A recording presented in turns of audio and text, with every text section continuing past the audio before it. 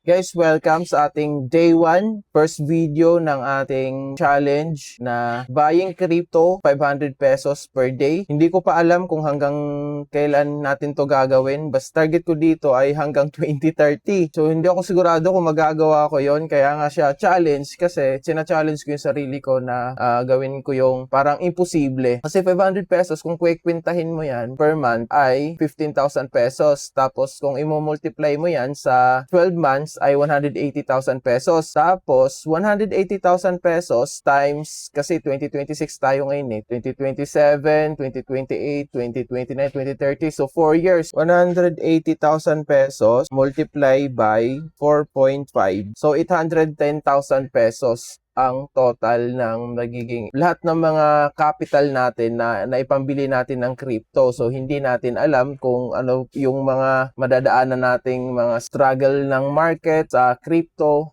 at struggle din ng personal ko na buhay. Di ba? Kasi marami din tayong mga inasikaso sa sarili natin at sa pamilya natin. Basta yun yung nasa isip ko hanggang 2030 ko to gagawin at i-video ko to simula sa araw na to. Ayan. So, 500 pesos per day. Tara, simulan na natin. May account na tayo. Lalagyan na lang natin ng fund.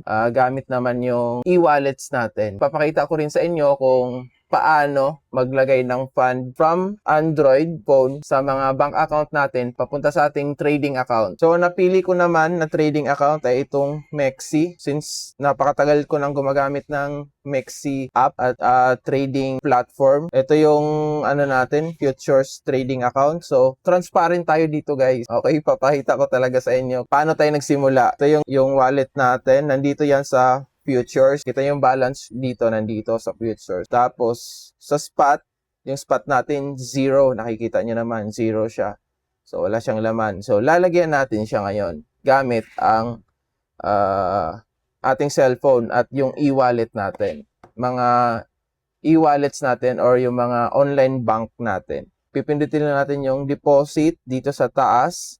Hindi ito, yung nasa baba, itong nasa taas. Tapos, piliin nyo lang yung P2P trading. So, dito ako sanay sa P2P trading. Yan. Tapos, mapupunta kayo dito sa dashboard na to. Pindutin nyo lang yung yung euro. Piliin nyo yung PHP. Yan, PHP. Tapos, lagay nyo yung amount. Ang pang isang buwan, kapag naubos na to, yung 15,000 pesos na to, magpapasok na lang ulit ako ng another 15,000 pesos para naman sa mga susunod pa na mga araw. Tapos, payments method. Kung ano yung available na meron kayo, sa akin, GoTime na lang gagamitin ko. Yan, GoTime. Pindutin yung GoTime.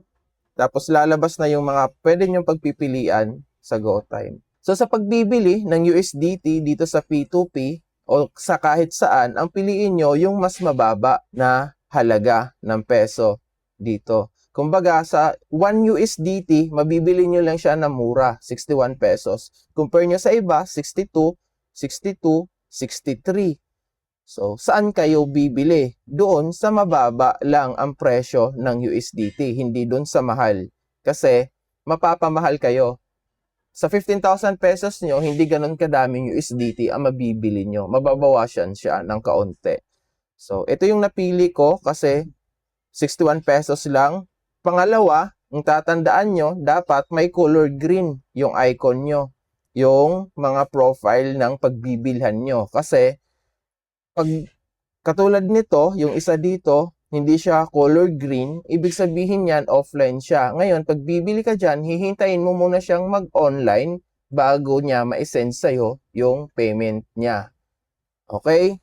So, yun lang yun, dalawa. Yung tatandaan nyo, dapat mura lang yung USDT niya, tapos naka-online siya. Pindutin natin yung buy. Tapos, lagay nyo lang dito, 15,000 pesos. Ayan. Tapos, ang matatanggap daw nating USDT ay 242 USDT. Tapos, pipiliin natin dito sa payment method ay GoTime Bank. So, pindutin lang natin itong buy USDT. Ayan. Tapos, pumunta na kayo sa cellphone nyo, yung merong bank. So, buksan ko lang yung GoTime ko. Yan, iskanin na natin yung sinend niya sa atin. Tapos, alam niyo naman siguro, hindi ko na ipapakita sa inyo yung paano mag-send ng payment sa mga online wallets kasi halos naman tayo gumagamit ng online wallets. So, pag i-scan nyo lang, tapos, ayun lang, sunod-sunod na yung gagawin nyo. So, send nyo lang sa kanya, literal, yung 15,000 pesos. So, ayan, kung nakikita nyo, nag-send na ako sa kanya ng 15,000 pesos. Ayan siya. So, yan. So, kasi okay na, so, pipindutin lang natin yung transfer complete, notify seller, confirm. Pwede din natin siyang sabihan na okay na po, na-send ko na. So, pwede nyo siyang Tagalogin, pwede rin siyang Englishin, kasi nga, yung mga seller dito ng USDT, okay, nanghihingi siya ng receipt. Sa PC kasi tayo nag-send, pero screenshot nyo rin tong nyo, yung resibo nyo. Kasi, yung iba hinihingi nila. Kasi meron din akong Mixi app dito sa phone ko. Dito ko isi-send yung resibo kasi nandito din sa resibo. Nandito din sa cellphone ko yung resibo. So, ayan, sisend natin sa kanya yung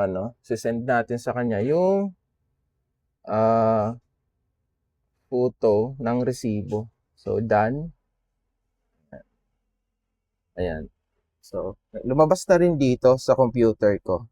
So, yan. So, kasi nakita niyo yung resibo, ayan, transaction complete. So, ibig sabihin, binigay niya na sa atin yung USDT natin na 242. So, bago tayo mag-proceed sa mga gustong mag P2P dyan na kung gusto nyo bumili ng USDT sa mismong computer nyo, sa laptop nyo, mas maganda na meron din kayong application ng trading platform doon sa cellphone nyo. Kasi kung manghihingi sila ng resibo, kagaya niyan, ang resibo nyo nandun sa device na kung saan kayo nag-send ng pera. So, ang dalawa ang pwede nyong gawin. Una, yung screenshot nyo pwede nyong i-transfer sa computer nyo para hindi na kayo magbubukas ng trading application nyo sa cellphone nyo. Or, pwede din, ito yung pangalawa, mas maganda rin na sa cellphone kayo bumili ng USDT. So, parehas lang naman yun sa computer tsaka sa cellphone.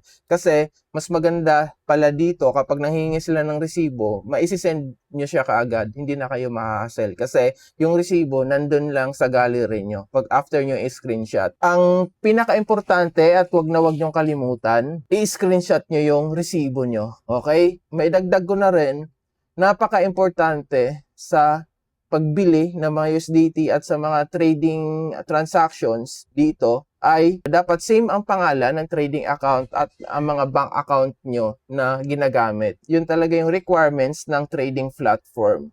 Okay? So, malinaw yun. Tandaan nyo yun. So, okay na tayo. Dito na, transaction complete. So, pwedeng done, pwedeng view asset. So, view asset lang natin. So, makikita naman yan dito. So, reload lang natin to nasa fiat yon kasi hindi pa natin natatransfer. So, done lang natin yan.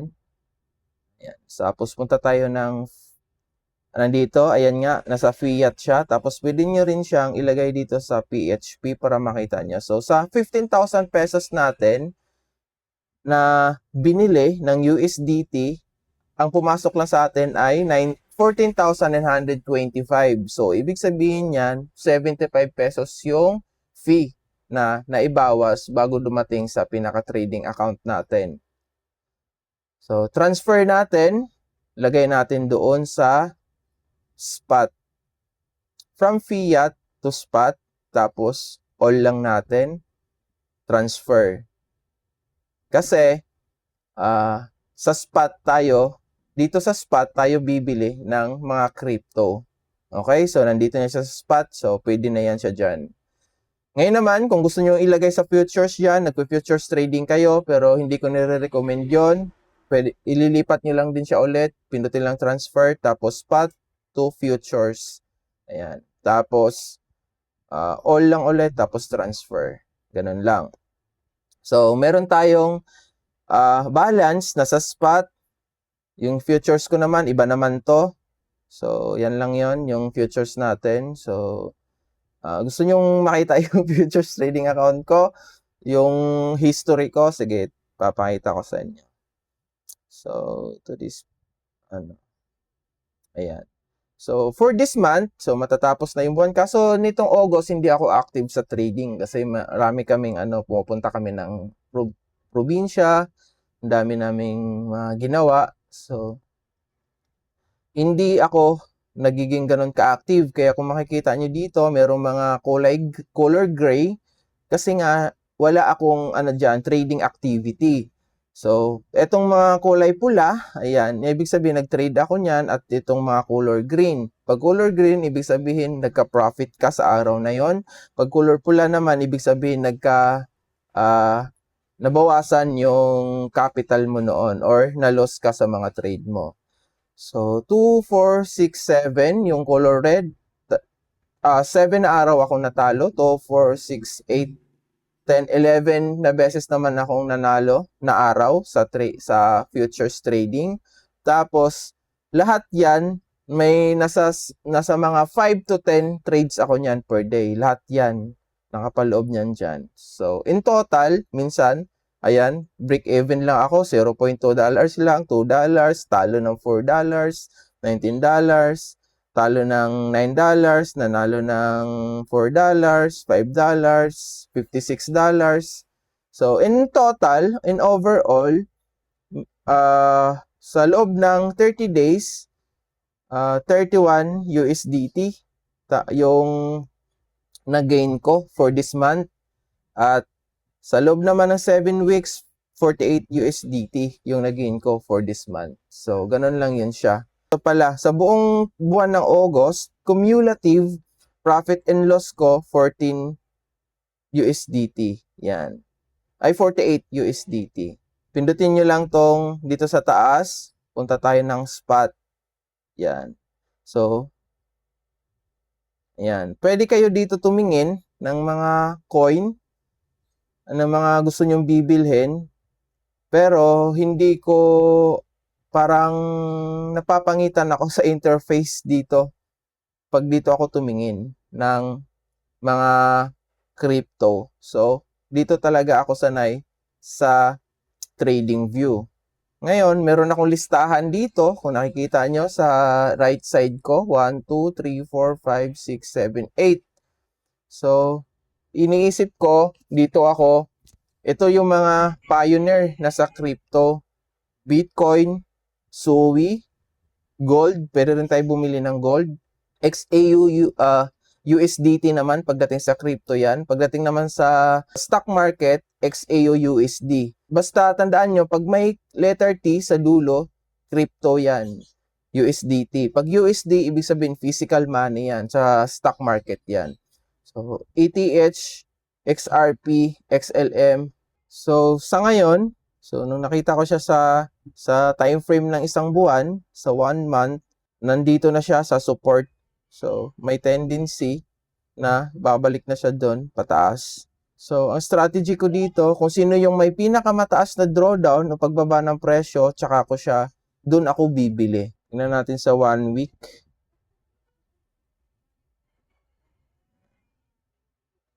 So, pwede to. So, dito tayo bibili. Kay Suwi. So, ayan. Kay Suwi yan. Okay. So, punta tayo sa trading app natin, sa trading platform. Tapos, search lang natin dito. Suwi. Yan. Tapos, sa spot, USDT yung meron tayo. Maganda sana pag USDC yung bibilhin natin, no? Kasi naka 0 fees. O kaya naka USD1. O kaya naka Euro. So, dahil USDT lang meron tayo, USDT lang din na pwede nating pair na bibilhin. So, Suwi/USDT. So, pindutin natin yan. Tapos, limit tayo para mababa lang yung spread fee. Tapos, hahanapin lang natin yung 500 pesos in USDT. Tapos, sabi dito, 8.12. So, punta tayo sa trading platform natin. Lagay natin dito, 8.12. Yan. So, 500 pesos, 0.14 centavos. So, okay na yan. buy lang natin yan. So, no more reminders muna. Tapos, buy. Ayan. Tapos, hindi yan siya kaagad-agad magre-reflect dito sa open orders. Hintayin muna natin siya na ma-filled siya. So, yan. Lumabas yung letter B, ibig sabihin dito tayo nakabili. Okay? Tapos, pag tumaas yan, tutubo pera natin. Pag bumababa, ayos lang kasi spot po yan. Nasa ano po yan siya, parang investing yung ginagawa natin. Hindi siya literal na trading na panghuhula ka kung pataas paangat. Hindi siya kagaya sa futures. So, hindi pa siya lumalabas dito sa open orders. Pero nandito na siya sa order history. Tapos lumabas na yung buy dito. So nakabili na tayo dyan. Ayan. Yun lang. Pinakaunang araw. At pinakaunang 500 pesos natin. Ngayong August sa pinakasimula natin. 2026. So ayun nga. Kagaya nung sinabi ko doon sa intro na hanggang 2030 to. So titingnan natin yan. So kasi nga challenge nga siya eh. Kaya titingnan natin kung makayanan natin ang challenge na ito, 500 pesos per day. So, yun lang, bukas mag-upload ulit ako, ipapakita ko ano naman yung token na bibilhin ko, coin or crypto, at i-update ko din kayo sa balance natin. Sa pagbili natin dito, kung nabawasan pa yung 500 pesos natin o kumita na tayo ng kahit pa paano. Kita-kits na lang ulit bukas.